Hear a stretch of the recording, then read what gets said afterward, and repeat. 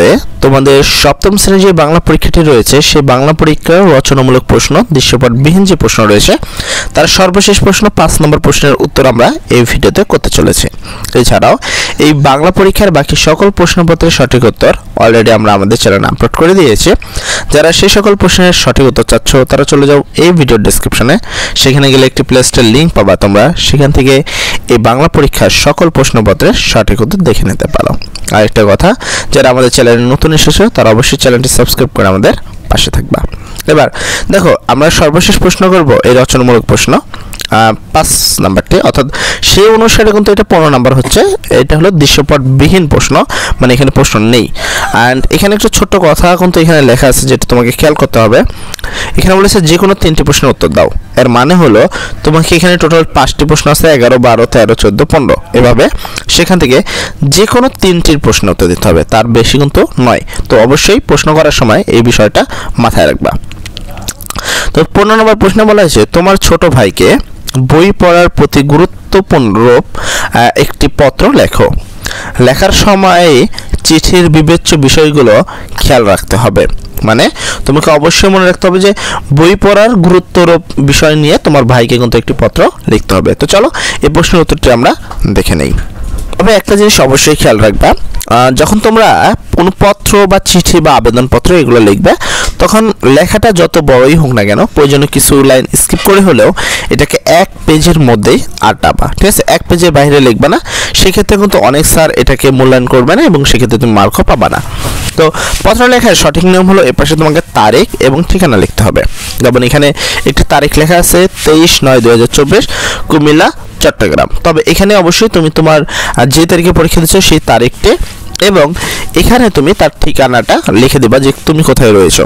যদি নাটোরের মধ্যে থাকো তাহলে লিখবা নাটোর রাজশাহী, যদি রাজশাহীর মধ্যে থাকো তাহলে তুমি রাজশাহীর ঠিকানা দিবা, ঠিক আছে? এরকমই কিছু একটা।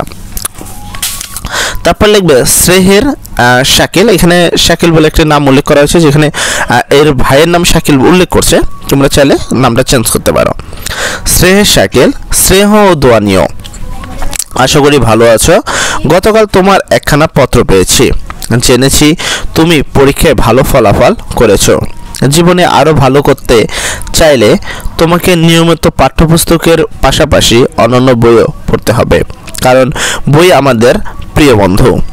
তোমার নিশ্চয়ই অনেক বন্ধুবান্ধব ও সঙ্গী আছে, কিন্তু এক সময় দেখা যাবে তোমার পাশে আর তাদের কেউই নেই। কিন্তু বই সব সময় তোমার পাশে এবং সঙ্গী হিসাবেই থাকবে। নীরবে নিভৃত বই তোমাকে হাসি কান্না ভরিয়ে তুলবে, তোমায় একাকিত্ব থেকে রক্ষা করবে। এছাড়া বইয়ের অনেক জ্ঞানী গুণীর লেখা পড়ে অনেক কিছু জানা যায়। এমনকি ভাবে বই পাঠ্যের গুরুত্ব উপলব্ধি করতে পারবে তুমি। তাই সব সময় ভালো বই পাঠ করার অভ্যাস করবে। এ বিষয়ে তোমার পক্ষ থেকে আমার পক্ষ থেকে কোনো সহযোগিতার প্রয়োজন হলে অবশ্যই জানাবে। আজ আর নয়, মা বাবাকে আমার সালাম এবং ছোট ভাইকে আমার স্নেহ জানিও। ইতি তোমার বড় ভাই মারুফ। এখানে যদিও মারুফের কথা উল্লেখ রয়েছে, তবে তুমি চাইলেই তোমার যে নাম সেখানে তুমি তোমার নামটি লিখে দিবা। তোমার যাই নাম আছে সেই অনুসারে এখানে লিখবা ইতি তোমার বড় ভাই, তোমার যে নামটি রয়েছে সেই নাম, ঠিক আছে? অথবা যদি তুমি তোমার বোন হয়ে থাকো তাহলে লিখবা ইতি তোমার বড় বোন, তারপর তুমি তোমার নির্দিষ্টভাবে নাম লিখে দিবা। আশা করি সর্ব বুঝতে পেরেছো, এবং বুঝতে কোনো অসুবিধা হলে অবশ্যই কমেন্ট সেকশনে বলবা। অ্যান্ড যারা এখন পর্যন্ত চ্যানেলটি সাবস্ক্রাইব করতে ভুলে গিয়েছো তারা অবশ্যই চ্যানেলটি সাবস্ক্রাইব করে দিবা। আর বাকি সকল প্রশ্নের সঠিক উত্তর পেতে আমাদের এই চ্যানেলের ডেসক্রিপশনের লিঙ্কে চলে যাও এই ভিডিওর, সেখানে গেলে তুমি একটা প্লেলিস্টের লিঙ্ক পাবা। সেই লিঙ্কের মাধ্যমে তোমাদের সকল প্রশ্নের সঠিক উত্তর পেয়ে যাবা। সর্বোপরি কথা, সবাই ভালো থেকো, সবার পরীক্ষা যেন ভালো হয়। আসসালামু আলাইকুম।